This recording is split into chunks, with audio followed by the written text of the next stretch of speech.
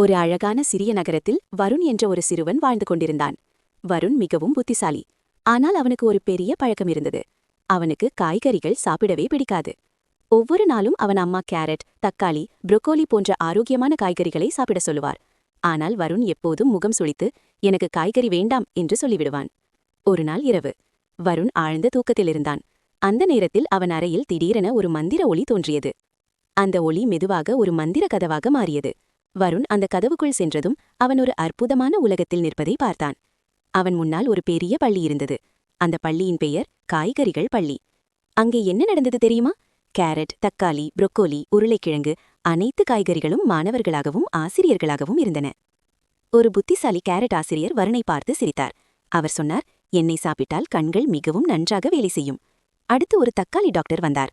அவர் கூறினார், நான் உடலுக்கு சக்தி தருவேன். குழந்தைகள் ஆரோக்கியமாக இருக்க நான் மிகவும் உதவுவேன்.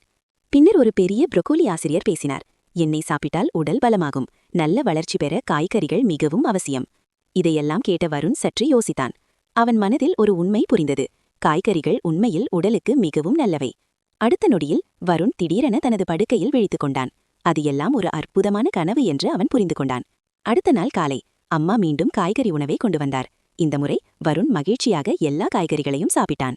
குழந்தைகளே, ஆரோக்கியமான உணவுதான் உடலை பலமாகவும் புத்திசாலியாகவும் மாற்றும்.